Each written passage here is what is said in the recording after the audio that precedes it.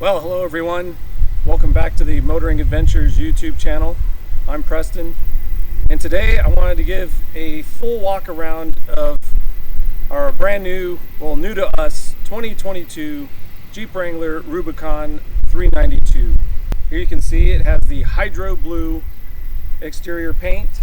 This Jeep is fun to drive just as a Jeep itself, and fun to drive off-road.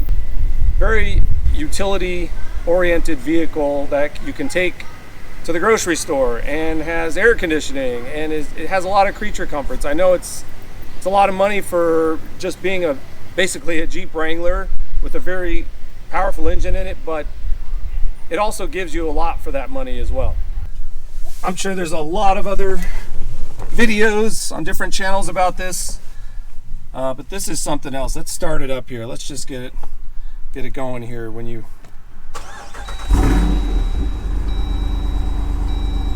it's just an incredible experience.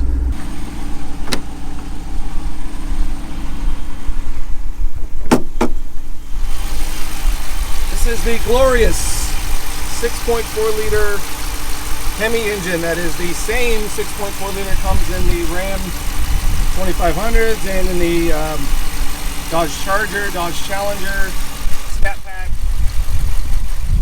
But it's tuned a little different. It has 470 horsepower, 470 pound-feet of torque, which is the most. It matches the Wrangler with the most torque that has been made available. It matches the 4xe in torque, but none of them match this in horsepower. 470 horsepower is what makes this thing a thrill to drive. You see up here, it's got a special air intake. It's called the Hydro Guide. It's got a hood scoop that allows water and air to travel in there, and it funnels air to go into here, and it weeds the water out. The water will go out this back side right here through these flaps, and it allows you to still water ford just like a regular Wrangler with this monster engine. You had to do a little bit of modifications, and they put the alternator up top here so it's not exposed to the mud and dirt and water as much. Probably one of the most unique driving experiences you can have. As you can see here, it comes fairly well equipped, full leather. Got Rubicon 392 stitched. This is the Vector Off-Road JLE dock. This is for docking a lot of devices I use. This is a ham radio, Kenwood D710. Got a Garmin Montana 600 and the iPad that I'm running Gaia GPS on. There you can see my old Wrangler Rubicon 4xe. The 392 comes with a shiny dash. It's kind of a graphite metallic, and you know, it's top of line for a Wrangler as far as a Wrangler is concerned. You get the auxiliary switches here, which I'm running. I have the ham radio hooked up to that, so I can, if I push this, it'll shut it off, and it can turn it back on. It made installing the radio fairly easy, since I didn't have to go through the firewall. You just tap into some wires that are already down here exposed. Just got to cut the wiring loom, and yeah, let's give this a few blips of the gas here.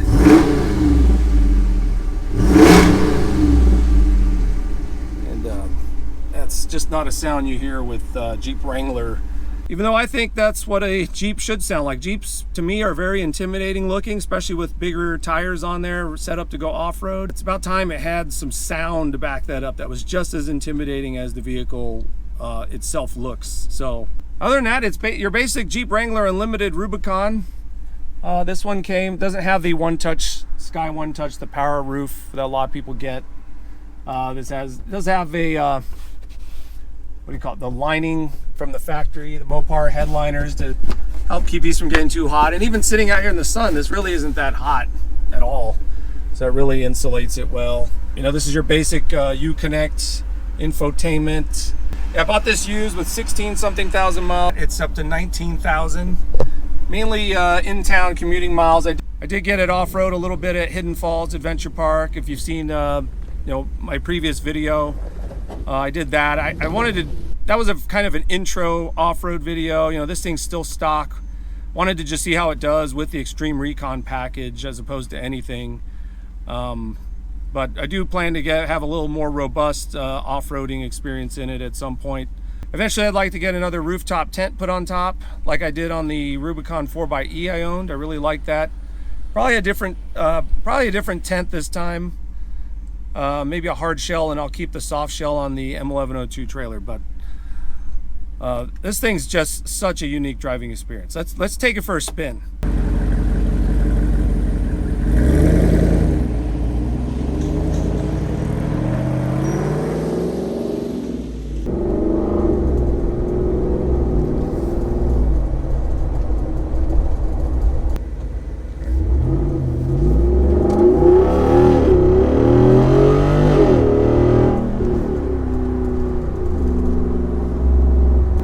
Being the manual transmission guy I am, it would have been the ultimate if it had like a 6-speed manual.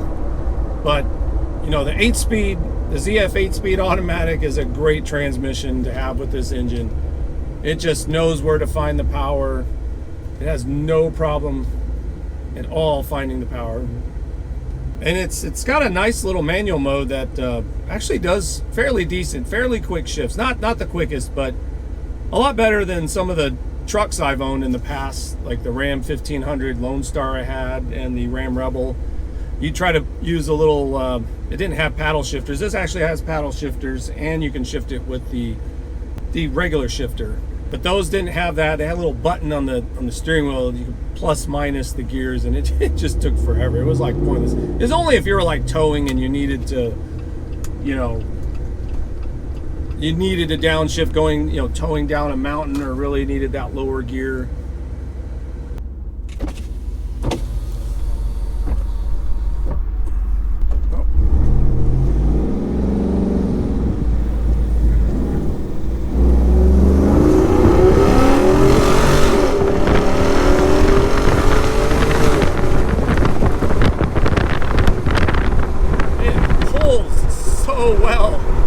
And because it's a Wrangler, it's not made for handling. It's still made for off-road handling.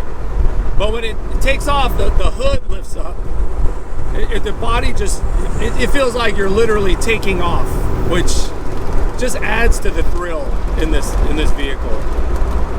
Like, even as just a daily driver, say you're really never gonna go off-roading, maybe some light trails, this vehicle's still a lot of fun. It's insanely fun. I think it's funner in some ways than the Ram TRX, which has obviously more horsepower, over 700 horsepower, and a vehicle that weighs a little more. This weighs around 5,200 pounds, and that one's supercharged. So this one just naturally aspirated, just you feel it in the seat of your pants. And then the sound, right now, I have the performance exhaust on. You can turn that off, if you want a quieter, you need it to be quieter for some reason, which actually I found to be quite useful. I showed up late to camp one time, and it was late at night, and there was a bunch of other people there. I didn't want to be that, that guy, the obnoxious guy showing up in a loud vehicle late at night. So it's kind of nice to be able to toggle that button. It's, if I had my way, I'd have it on all the time. Sometimes my wife gets annoyed with it, if we're just idling or on the highway. And it is nice that you can turn it off, and it's really quiet. It really quiets it down. It's almost like a regular Ram pickup exhaust, but this thing's just so much fun. Okay, we're gonna do a little acceleration run here. This thing's supposed to have something called brake torque launch, where it knows if you're trying to launch it, if you hold the brake and the accelerator pedal at the same time, it kind of switches it into launch mode. It doesn't really have a full-on launch mode, but it's like the closest thing to it.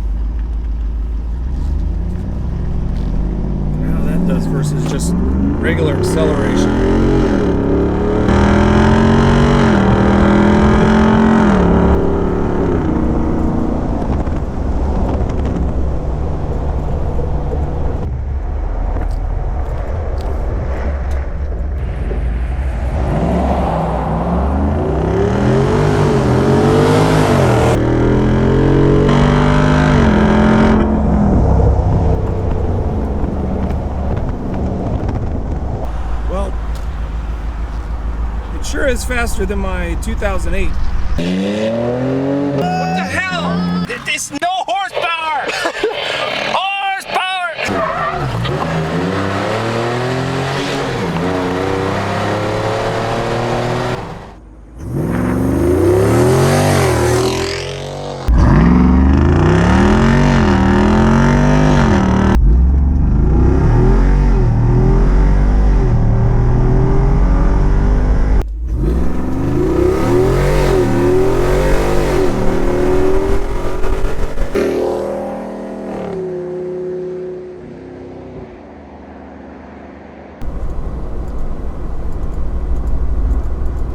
The last time I reviewed a Rubicon 392, I said something to the effect of, oh, it's a lot of money for basically just a Jeep with a bigger engine. And that still is true. But, the engine kind of makes up for so much. A few years ago, I had what I call the Trifecta. I had the 2019 Ram Rebel, the 2019 Mustang GT Performance Pack 2, and a Jeep TJ Rubicon. And I had the Rubicon somewhat lifted on 35-inch tires. Put a lot of work into that thing. And to me, that was like the best of all worlds. I mean, you had a truck for hauling things, utility, towing, and I had the performance car for, more fuel efficient trips, believe it or not, or just, high speed, had a manual transmission in it, so it handled great. And then for the true rock crawling, off-roading, I had the TJ. But the TJ isn't good for long distance trips. Wasn't ideal. Doesn't have a lot of room to carry a lot of gear. It's already top heavy, so if you add like a rooftop tent to it, it's even more top heavy. The Rebel could carry more gear, more long distance traveler, but then it doesn't handle well on tight trails.